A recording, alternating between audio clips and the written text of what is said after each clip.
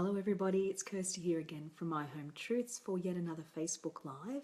And as always on a Monday, we're talking challenges. We talk about challenges every week. And the big challenge I have this week, and I'm guessing it's shared by a lot of people who are already on school holidays, is school holidays and how to manage it. So, you stay sane. Your kids, get what they need as well, the downtime as well as the information that they need. And you can all, enjoy yourselves and have a good time. Now, the challenge that I had, and I mentioned this on Friday, was the fact that I didn't realise school holidays were so close here in New South Wales. Now, in most of the other states, school holidays have started. So I feel for you right now. I still have a week to prepare. So thankfully, I do have time now to get myself sorted and to try and get some plans in place for the kids. Now, with two kids on the spectrum, routine is a big thing. In school, and the holidays bring up, I suppose, an issue there in the fact that you have that need to have that break from routine. So obviously after 10 weeks of stress and strain and pushing yourselves at school, kids need a break and they need some downtime. The problem I have with my kids is they also need routine. Else we then have 2 weeks like we did last holidays of just hanging around at home. Everyone got on everybody else's nerves. I gave people their downtime, but in doing that, it still wasn't enough for them. And they struggled without having any sort of routine in the holidays. So they went to bed late, got up late. And by the time it was time to go back to school, they then really struggled to go back because, the routine, then had to be put in place for them and they just didn't want to do that. So what I've learned is having some sort of holiday routine is a really good idea if you can do that. And that's something that I'm going to try and put in place for these holidays. So I have put together something and I'm actually going to share it as well. It's just a very little thing that I've put together, which is basically called School Holiday Routine. And what you want to do is obviously you don't want to put things to the specific time or hour. You don't know what's going to happen in the holidays and you want to downtime yourself. The last thing you want to do is to have to continually get up early or, stick to, a military schedule because we need that time. We need holidays as well as much as the kids do. But what this does is like first thing, so it's reminding the kids, first thing, go to the toilet, get dressed, make bed, brush your hair, so whatever order you want to put that in. And then the morning is just have breakfast, brush teeth, apply sunscreen, grab hat and glasses if going outside. So this is for Gilbert because obviously he's got albinism, so we need to, he wears his glasses and has to have sunscreen and a hat on at all times. Probably good habit for every child to get into. And then once you're completely ready for the day, you can choose what you'd like to do until lunchtime. And so it might well be you say, okay, you do these things, which still gives them that routine, that sense of control and understanding what's going on. And on a day that you stay at home, it might be, okay, well, you can have some free time. It might be that they can have a device for a few hours. You might even want to put on here more specifically, you can have your device for an hour or whatever the case may be. But I think it's good to, to put something in place to give the kids some structure in the holidays because I know my kids need it. And so this one here, it just goes on and it says, you have lunch, might have quiet time because I think after lunch is a good time just to have, to have quiet time away from devices, maybe enjoy some time outside. You might even put down, go to the park, go for a walk, whatever works for you. And then, it might be time for free time again and then go into some sort of, evening routine.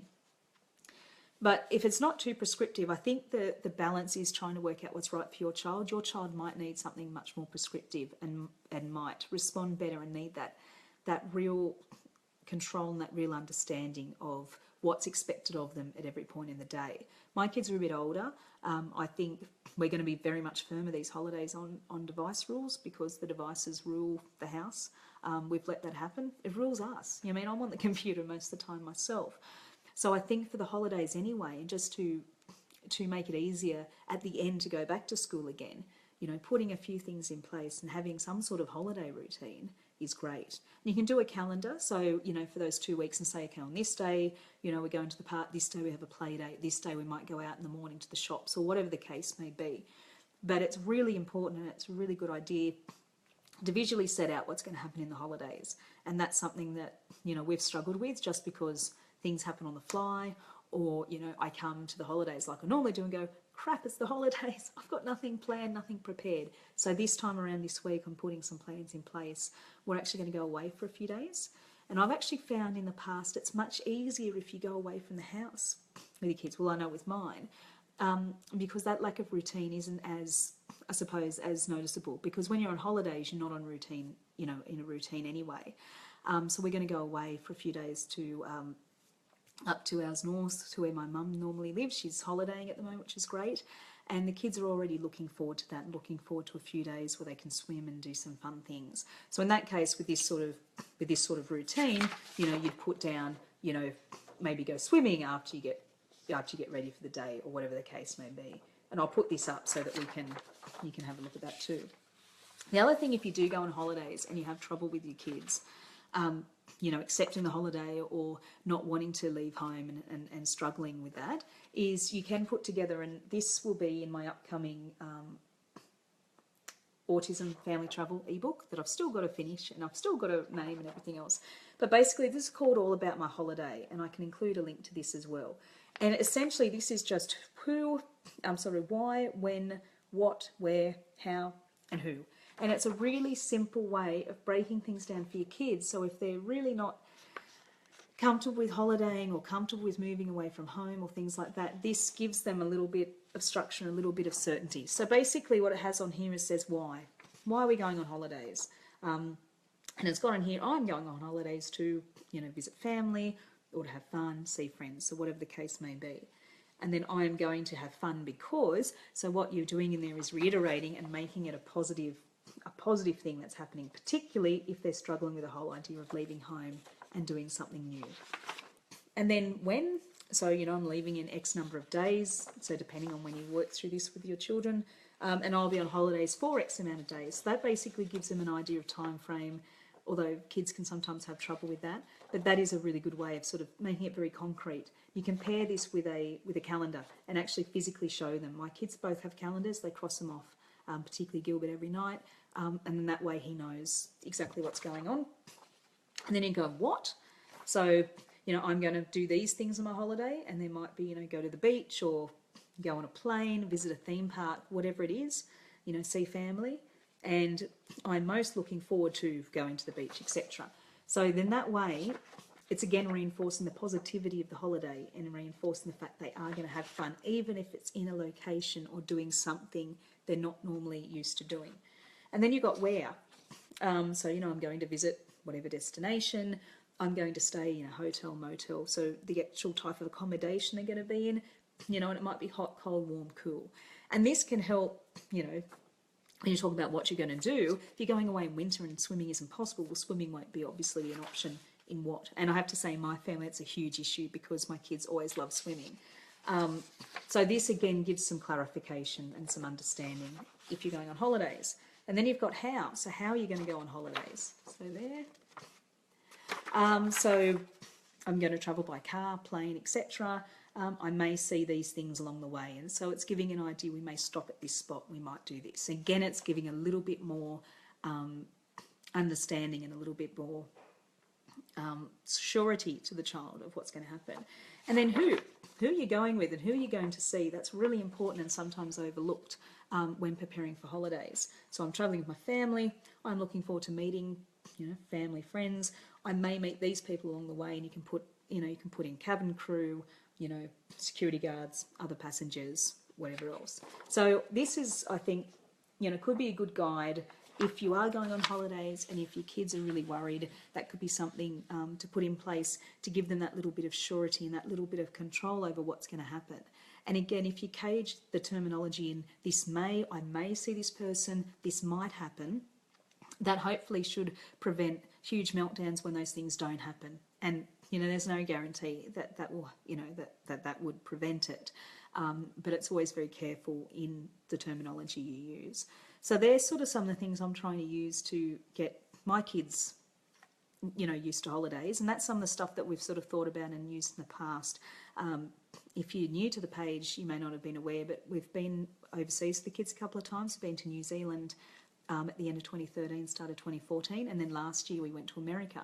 So we've actually travelled quite, you know, reasonable distances with the kids.